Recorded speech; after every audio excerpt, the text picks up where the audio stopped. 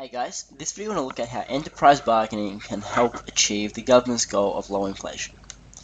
Now, as we know, enterprise bargaining is where wage levels are based on productivity. So wage levels are determined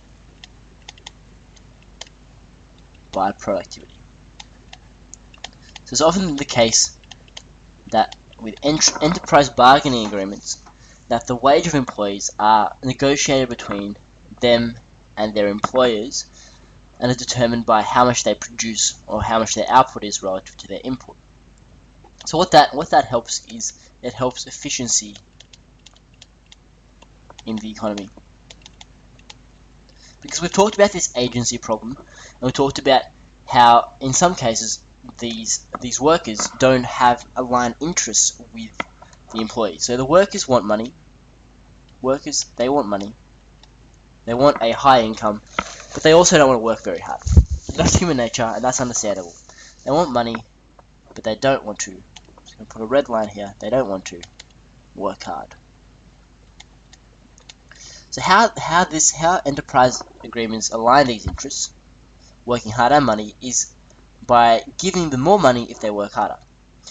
And so these enterprise agreements they're determined by these productivity levels, and they're determined by production of these workers. So when money increases, that is directly due to increases in hard work, to put it very simply.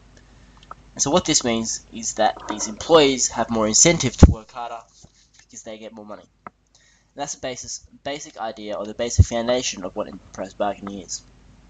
So how does that help inflation? Now, as we know, inflation can be caused by two things. I'm just going to note here, inflation can be caused by either 1, demand, or 2, cost. So first we're going to look at this idea of cost inflation. Now, cost inflation is due to primarily real unit labor costs.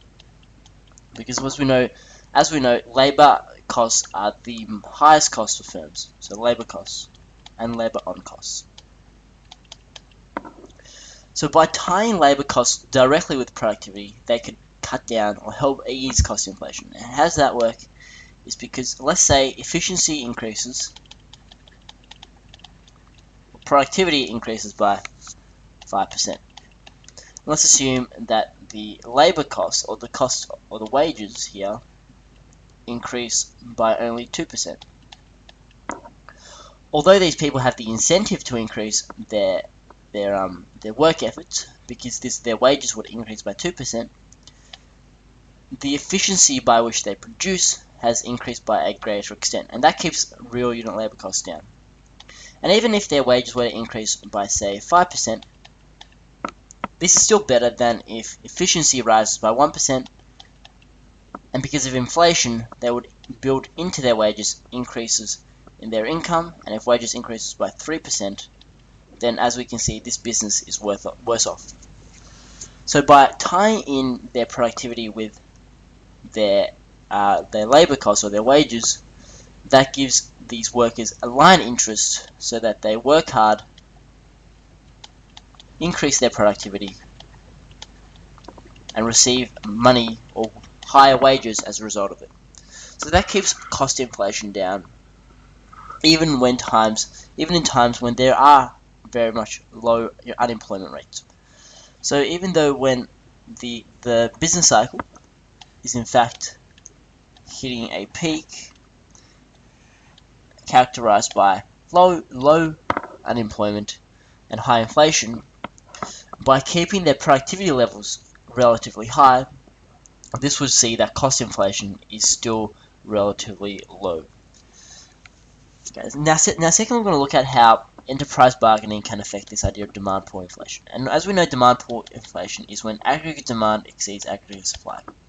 And as we know, aggregate demand is made up of 5 different components: C plus I plus G plus X minus N. If you want to go through aggregate demand again, I'd encourage you to go to the lecture on aggregate demand and why the aggregate demand is a downward sloping curve, and also what the components of the aggregate demand curve are. But for now, we're just going to look at aggregate demand as being the total demand in the economy, and how inflation is affected, or how inflation occurs when aggregate demand exceeds aggregate supply. So to look at this very simply, we can use a graph, and we're going to use this graph here. I'm just going to rub out the business cycle. I'm going to put an aggregate demand and aggregate supply curve. This is a very simple graph. We have a downward sloping aggregate demand curve, this being the inflation rate or the general prices, and this being the income or GDP of the economy. And we have an aggregate supply curve here. So aggregate supply, aggregate demand. If the aggregate demand curve is at this point here, then the economy is producing at maximum efficiency. So inflation is low and we're maximizing productivity. However, if aggregate demand increases, we'll see that although output doesn't increase by a whole lot, we can see there will be a large change in inflation because we're exceeding our productive capacity. So what this enterprise bargaining agreement does is that although it increases the real wages of people, and this may create situations where there are increases in consumption expenditure and there are increases in even import.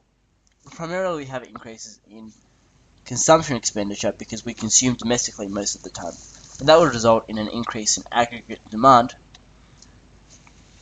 So we can see the aggregate demand may shift to the right from 81 to 82.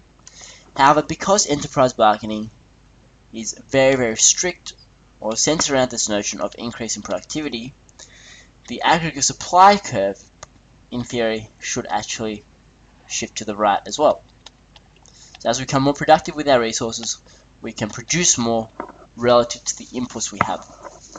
So what this creates is a situation where, to illustrate this a little bit better, the aggregate demand curve is met by this increase in aggregate supply. So aggregate supply 1, aggregate supply 2. This demand curve has shifted to the right. Let's just say it here. And as we can see, the output has changed from Y1 to Y2 here. However, the inflation rate has not changed nearly as much, and we're just going to assume that this is within the target range of 2 to 3%. So that's how enterprise bargaining can ease both demand for inflation, as aggregate supply increases along with aggregate demand in the long run, and how it also increases or eases cost inflation because of lowering or keeping real unit labor costs under control.